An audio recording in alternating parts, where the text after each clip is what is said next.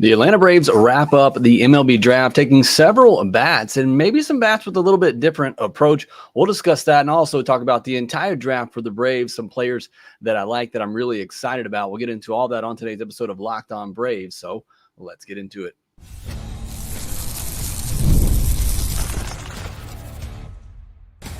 You are Locked On Braves, your daily Atlanta Braves podcast, part of the Locked On Podcast Network, your team every day.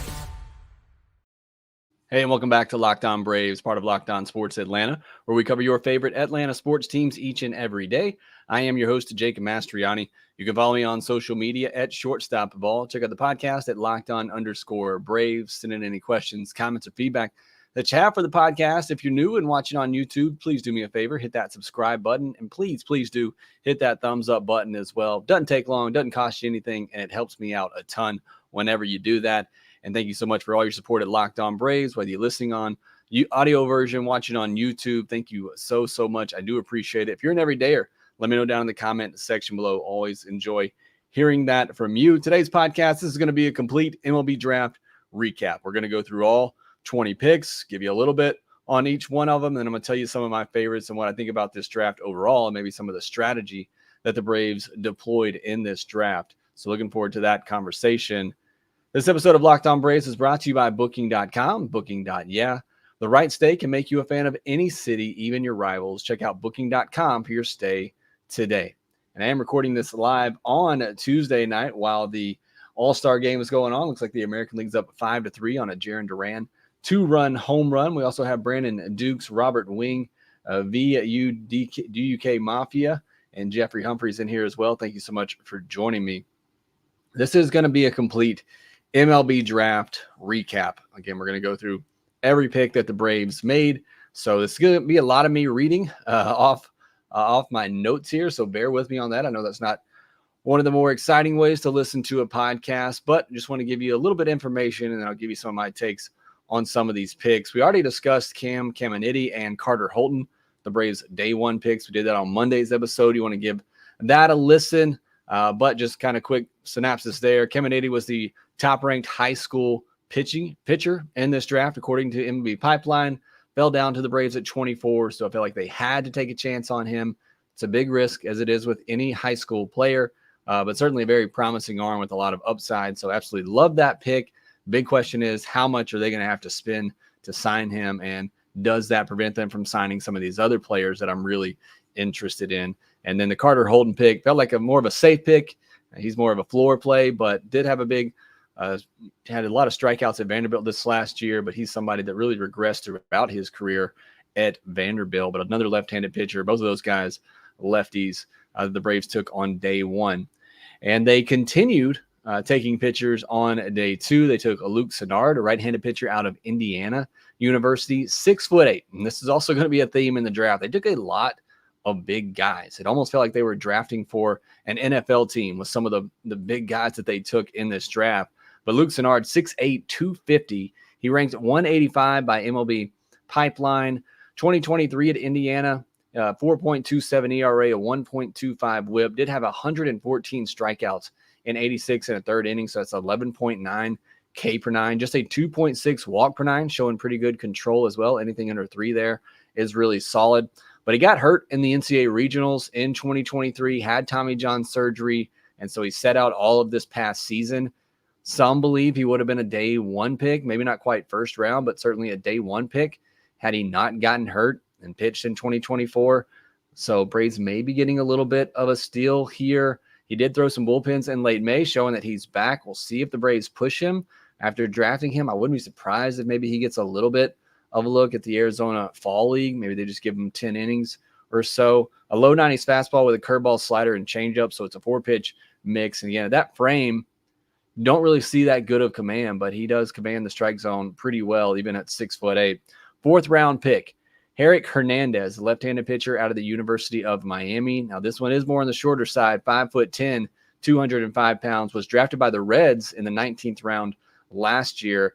Not great numbers at Miami this past season, a 6.14 ERA, a 1.58 whip, but again, big strikeout numbers. And that's a really big theme for the first 4 pitchers that the Braves took here. 95 strikeouts in 70 and a third innings. But he doesn't have the command like Sonard. 4.6 walk per nine, has a good fastball. The Braves they really target those guys with those good fastball shapes, induced vertical break, and all of that good stuff. And this is another guy who has that, could be a reliever long term. We'll see how quickly the Braves typically give guys as much time as possible to develop as starters, but this is one that I feel like probably should start going down the reliever route pretty quickly, but I'm sure the Braves will at least give him a chance to start. In the 5th round, they went back to the high school ranks here for these next 2 picks. Nick Montgomery, right-handed hitter, a catcher from Cypress High School in California, 6'4", 210, really big high school kid. He ranked 196 by MLB Pipeline, big-time power bat. And that is certainly the skill here with Montgomery. Questions of whether he'll stay at catcher, but nobody really seems to worry too much about the bat and the offensive profile that he'll be able to hit. And if he does have to move to first base or a corner outfield spot, that power will certainly play there. He's an Arizona State commit, so the Braves will have to sign him away from there. But this is the first bat they took in the first 10 rounds, and going after that power here early on. In the 6th round, Ethan Bagwell, a right-handed pitcher from Collinsville High School in Illinois, 6'4", another really tall pitcher here, 230, ranked 231 by MLB Pipeline, Missouri commit, a low 90s fastball, but has gotten it higher at times, and some intriguing upside if the command and secondaries come. What I find interesting here, the 5th and 6th round picks, this is typically what the Braves do, but it's typically when they go under slot early in the draft, which can't be the case with taking Caminiti in the 1st round. So I'm really interested that either one, they don't feel like they're going to have to go too much over slot to get Caminiti, that they felt like they had enough money to sign these high school guys in the 5th and 6th round. And that's really all it can be. I mean, either that or these are some wasted picks here if you don't feel like you're going to be able to sign them. And I feel like they will, which tells me they feel pretty confident that they can get Caminiti locked up at a pretty good price in the 1st round, because these are some really interesting high school talents in the 5th and 6th. Now, Arizona State, Missouri, those aren't the biggest programs in college baseball right now. I know Arizona State has been in the past, so it might be a little easier to convince them to come out of their commits, and unless you were going to somewhere like LSU or SEC or ACC school. Obviously, Missouri's an SEC school, but they're near the bottom of the SEC and don't have the facilities that a lot of the other SEC teams do. So it'll be interesting to see if they're able to lock those guys up even after paying for Caminiti. Continue along, though, in the 7th round, Brett Sears, a right-handed pitcher out of Nebraska. Braves taking another chance on a Cornhusker here like they did with Spencer Schwellenbach. 6 foot, 205. Kind of boring, not short, not big like a lot of the other guys. A 5th-year senior, and this is where the Braves kind of, after taking those back-to-back high school guys, they go on a run of taking senior signs, which are typically going to be pretty easy signs. You can probably get it for minimum value here because seniors just don't have a lot of leverage. And you go back to last year, everybody was surprised how over slot the Braves went on Drew Hackenberg, but it was because he was an underclassman. He had a lot of leverage. He could have gone back to Virginia Tech for a year, come back in the draft, and maybe gotten similar, more money than the Braves gave him. So that's kind of the game that the Braves were playing here at the back half of day 2. Brett Sears, a senior sign, 9-1 last year of Nebraska, 2.16 ERA, 0.875 WHIP, 104 strikeouts in 101 innings, just a 1.6 walk per nine. So this is certainly a control guy, pitchability, back end type of starter. Think, Alan Winans type. 8th round, they took Logan Samuels, a right-handed pitcher out of the University of Montevallo. It's my backyard. This is pretty close to where I live. 6'4", 170, a senior sign again, and ERA over 5 the last 2 years at Montevallo is not great, but he did have a 10.4 K per nine this last year with just a 2.3 walk per nine. So maybe a little bit something there. Again, these next several picks here are all just going to be under slot signs. 9th round pick, Owen Hackman, right-handed pitcher out of Loyola Marymount, 6'1", 185, another senior sign, a big jump from his junior to senior season. So maybe something there. Went from a 5.71 ERA to 3.69, went from a 1.345 WHIP to a 1.137, and went from a 5.6 K per nine to a 10.1 K per nine. So that is pretty incredible jump right there, almost doubling your K per nine in a season. I don't know that I've ever seen that before. So maybe there's been some improvement there for Owen Hackman in his senior year at Loyola. 10th round, Jacob Kroger, left-handed pitcher out of Maryville University. Don't know if he owns a Kroger chain or not, but could come into play here. 6'1", 190. Again, another senior sign. 2024 at Maryville was 7-1, a 3.18 ERA, 1.191 WHIP, 11.6 K per nine. Just 71 hits allowed in 90 2/3 innings, but a 3.7 walk per nine. Not great.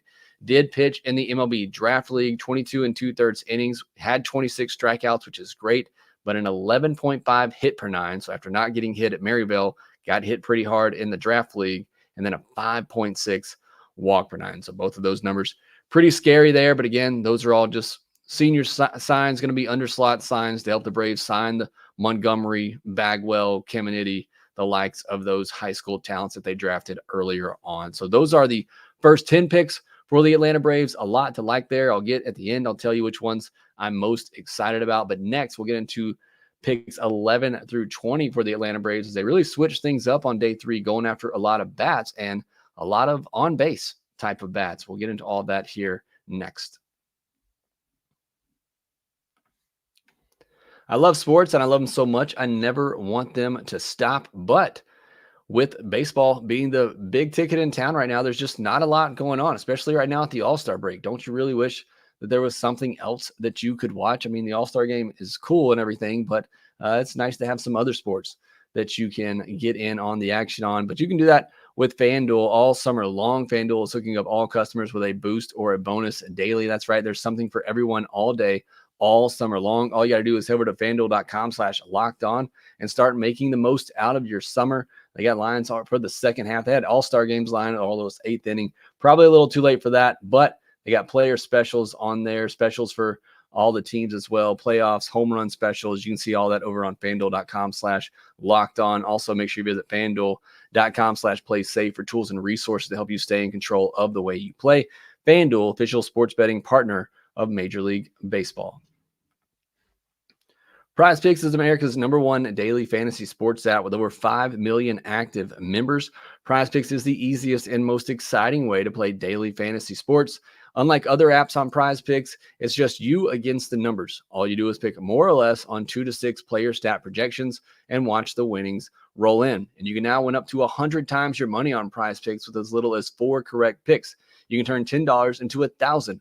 PrizePicks is available in more than 30 states across the country, including Georgia. And it's really that simple. Just open up your PrizePicks app. You got WNBA, soccer, LOL, whatever that is, CS2, KBO. They got everything on there that you could ever dream of. And of course, when things get back going on Friday, they'll have Major League Baseball on there as well. All you do is pick more or less on certain stat projections. Download the PrizePicks app today. Use code LOCKEDONMLB for a first deposit match up to $100. That's code LOCKEDONMLB on PrizePicks for a deposit match up to $100. Pick more, pick less. It's that easy with PrizePicks. You enjoy listening to sports all day on your TV in the background while you work or doing things around the house? Make the switch to Locked On Sports today, a free 24/7 sports streaming channel programmed just for you with the biggest stories from all the major sports. You can find it on YouTube or in the Amazon Fire TV channels app, part of the Locked On Podcast Network, your team every day.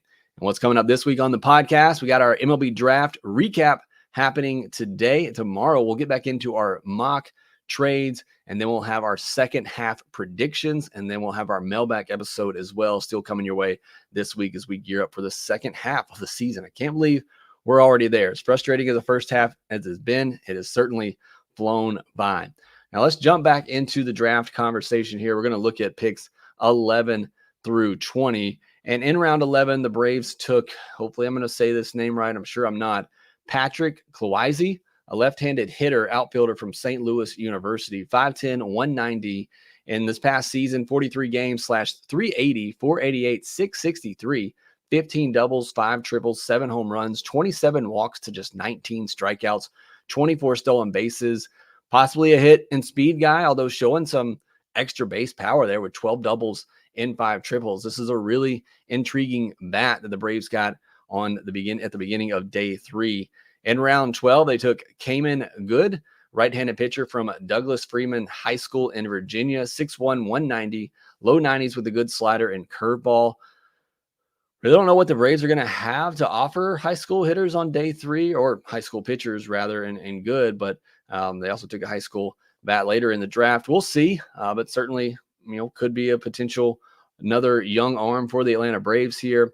In the 13th round, they took Colby Jones, a right-handed hitter out of the JUCO level, Northwest Florida Community College, a shortstop. So the Braves drafted their shortstop of the future here in the 13th round in Colby Jones, 6 foot, 185/374, 454, 527 this past year, 9 doubles, 6 home runs, 24 walks to 22 strikeouts, and 29 stolen bases. So again, another guy with a really good hit tool, gets on base and has some speed. You're seeing that a lot at the back end of the draft. In round 14, Mason Guerra, right-handed hitter, first baseman from Oregon State, 6'3", 208. Took a big step back in 2024, but in 2023, /326, 414, 573 with 12 homers, 31 walks to 61 strikeouts. But this past season, just 243, 361, 467. Still had 11 home runs, so still showing that good power, but 38 walks to 62 strikeouts. So this goes back to kind of the big power bat. You're taking a shot on some power late. A guy from a big time school in Oregon State who has shown some promise, with a promising prospect early on in his career. So hopefully something kind of hits there, but certainly there are concerns about the hit tool with the big strikeout numbers at college. That typically doesn't translate well to the professional level, but certainly some power projection there. In the 15th round, they took Owen Carey, a left-handed hitter, outfielder, Landon Dairy High School in New Hampshire, 6 foot, 185. This is a cold weather bat, which, cold weather bats typically just don't get the exposure and the experience of a lot of guys that play in the South, where it's year round down here. So sometimes you can find a hidden gem up there in those cold weather states. Did play in the Futures League after high school to get a little bit more exposure. Played 31 games, /308, 390, 458 with 4 doubles, 4 homers, 18 walks, 17 strikeouts, and 6 stolen bases. So pretty solid across the board, showing you a little bit of everything. 18 walks to 17 strikeouts certainly stands out. Getting on base as well, but showing you some power with 4 doubles, 4 home runs. So some really good stuff there from Carey.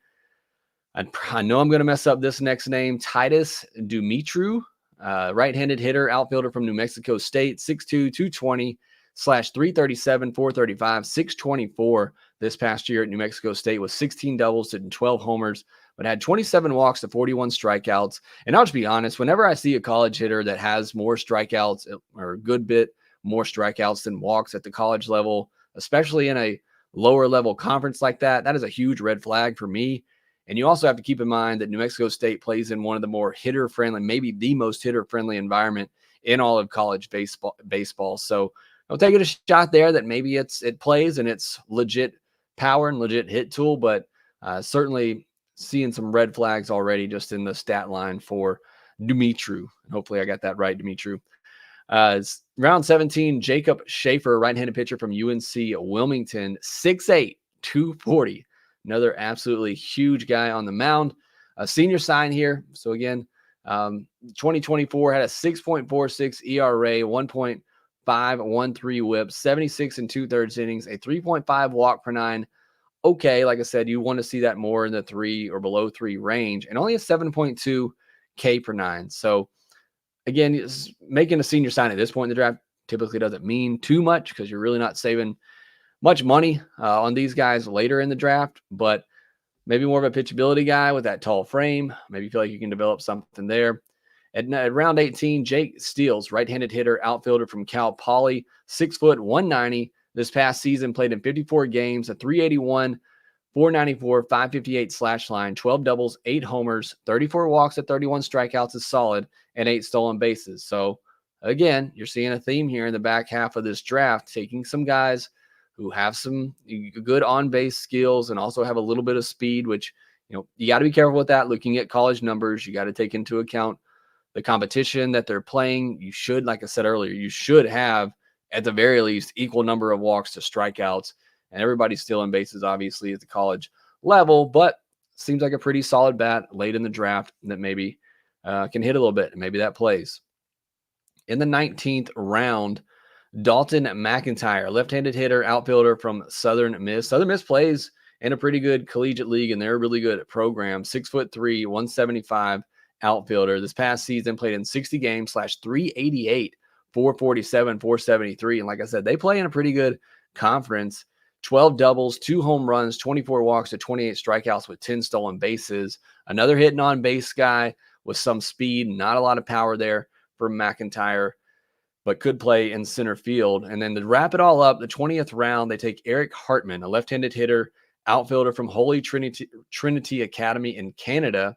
So the Braves going back up north of the border. 6'1", 185 is a Michigan commit. This is one they're probably not going to sign unless something just falls apart with their other high school players that they took earlier in the draft. But just taking a shot on a guy late, like I said, in case maybe you're not able to sign some of those other guys. But can't imagine that Eric Hartman, a Michigan commit, is going to sign for what a normal 20th round pick will get. But that's the draft. That's the class. Again, apologize. That was a bit boring to some of you reading out some of that, but I want to make sure you have the information of who all these guys are, kind of what to look for. When we come back, I'm going to tell you which guys you should keep an eye on, which guys I'm most excited to see that I really think could be the stars of this class, and what I think of this class overall. I'll let you know that here next. This episode of Locked On Braves is brought to you by Booking.com. Booking.yeah. With summer travel heating up, especially travel for baseball games, it's time to explore those U.S. cities you always secretly wanted to learn more about. Yeah, we're talking about New York. We're talking about Philly. With hotels, bed and breakfast, vacation rentals, resorts, and so much more on Booking.com, you might just find your perfect stay even in your baseball rival's city. And nobody really wants to go to Philadelphia or New York, but we all got to knock these baseball stadiums off our bucket list. I still got to get to Philadelphia myself. I've been to Citi Field, loved the field, not so much outside of it. It is certainly not the Battery up there. But if you want to get to these cities, make your plans through Booking.com to get there to watch your Braves take down your rivals. The right stay can make you a fan of any U.S. city, even your rivals. Book today on Booking.com, on the site, or in the Booking.com app. Before we get into our final takes on the draft, did have a little bit of news to discuss for the Braves on the day. Brian Anderson elected free agency after being outrighted to Gwinnett, so he's no longer with the Braves for now. Obviously could sign back on a minor league deal once again, as we've seen other players do if nothing else is out there. Unfortunate for Brian Anderson, because I think the timing was just terrible for his injury, because I feel like he would have gotten a chance to play had he been healthy. Speaking of guys staying healthy, Huascar Ynoa back on a rehab, a start once again. At the FCL level, 2 innings, 2 hits, no walks, 1 earned, and no strikeouts. Jose Perdomo is back as well. Got a hit in his first DSL game, so great to see that as he is making his way back. All right, y'all are going to apologize. I'm going to have to clear my throat, and I'll be right back.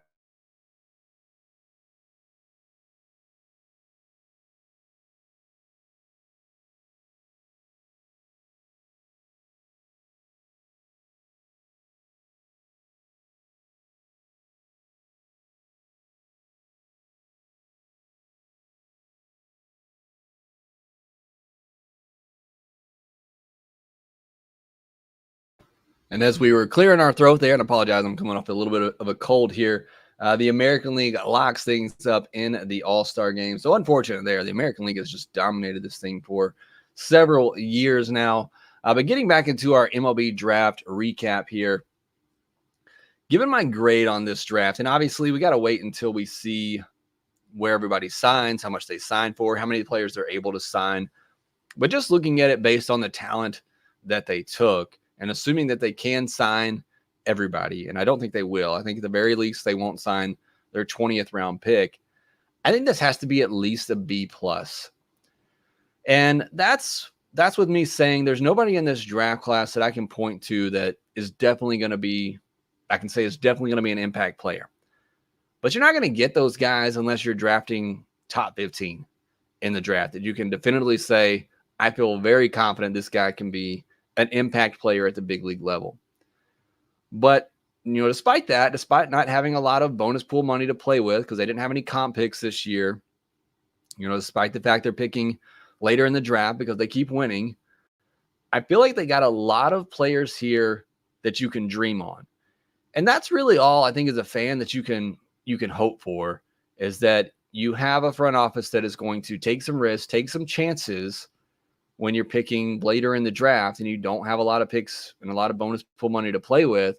That's what I said going in. I want to see them take some chances. I was talking about that in the back half of the first round where, Bear was talking about, Dakota Jordan, Ryan Waldschmidt. With some people like him more than I do.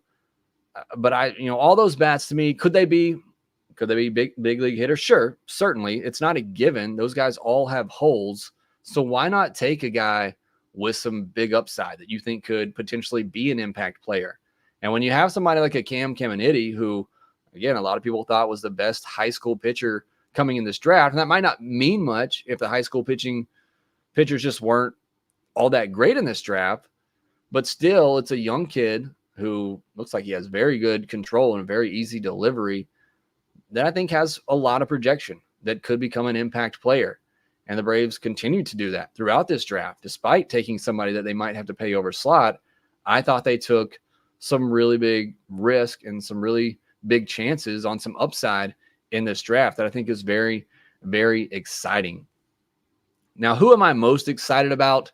Obviously, outside of Caminiti, I think I'm most excited to see the Montgomery kid, the high school guy they took in the 5th round.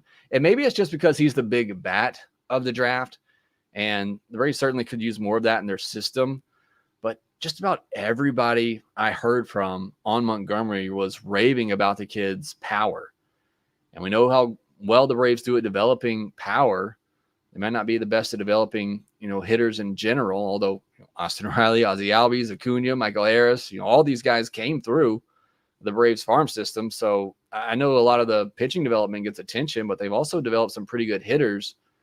I'm really excited to see what Montgomery can do. And look, they drafted him at catcher. I don't know if he'll stick there, but look what Drake Baldwin has done. I'm not trying to make a comparison to those two because, obviously Drake Baldwin be left-handed and Montgomery the right-handed for one thing, but both of those guys have pretty big power potential. And the Braves like to draft catchers, whether or not they hold on to them or trade them, is one thing. But I'm just excited to see Montgomery because he is the big bat that you took in those first 10 rounds. And again, everything I've heard about him, people just rave about the power. The only thing they say is they don't know where he'll play. But with the DH, that's not really a problem. If he shows that power, they're going to play him anywhere. But some of those picks from the top 10, obviously, I like Caminiti. I'm very high on him. Senard, I think, is a very interesting pick. A guy that, as I said, could have been a day one pick if he hadn't had Tommy John. And look, hate to say it, but he's got the Tommy John out of the way at this point. So hopefully it's smooth sailing from here. We know that isn't always the case. You can't have a second one or something else go wrong. But I'd say Caminiti, Senard, and Montgomery are the 3 guys from the first 10 picks that I'm really excited about. Now, some of my favorite guys from day 2 and day 3, or day 3 rather, Patrick Cloizzi, and maybe this is a bit cheating because this is the first pick on day 3, but I love this pick. For the first pick of day 3 in the 11th round, you get a guy that has 4-tool potential. He's got good power, and he could be a 2020 bat if everything breaks right for Cloizzi. And again, hopefully I'm saying that last name right. But if everything breaks right, he could be a 2020 guy with good average, good on base numbers, somebody you got in the 11th round. That's 90th percentile if everything just absolutely clicks for him. But I'm really excited about Cloizzi, and hopefully they're going to get him right up into Augusta so we can get our eyes on him at the rest of the year. But I think that's by far my favorite day 2 pick, or day 3 pick rather. And again, that's kind of cheating because it was the first pick on day 3, but I do love that pick. If they are able to sign Owen Carey, a high school player, he becomes intriguing as a high school guy that already seems to have a really good feel at the plate, a good eye, good hit tool. And again, coming from the cold weather area, sometimes you can find some gems up there that other scouts aren't really looking for because you just don't get as many eyes on them.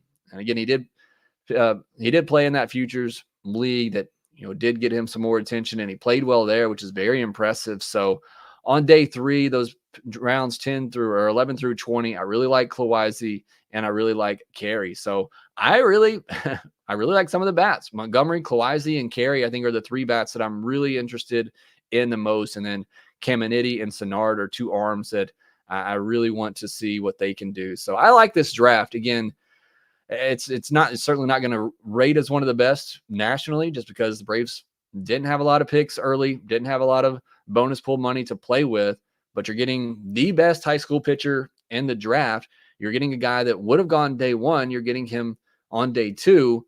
And I thought you got some really good values late in the draft as well. Some really good bats that I think have some potential. So I like this draft. Let me know what you think on it. Who are some names in this draft that you're really looking forward to see and are excited about? Would love to hear from you in the comment section below. All right, thanks for hanging in there with me tonight. Hopefully, we'll get over this cold here as the week goes on and we get ready for the second half of the season. But that will do it with this episode of Locked On Braves. Make sure you subscribe on YouTube if you're new. Hit that thumbs up button. Follow us on social media at ShortstopBall, at LockedOn_Braves. Make sure that you rate, review, and subscribe to the Locked On Braves podcast wherever you get your podcast, and we will talk to you next time.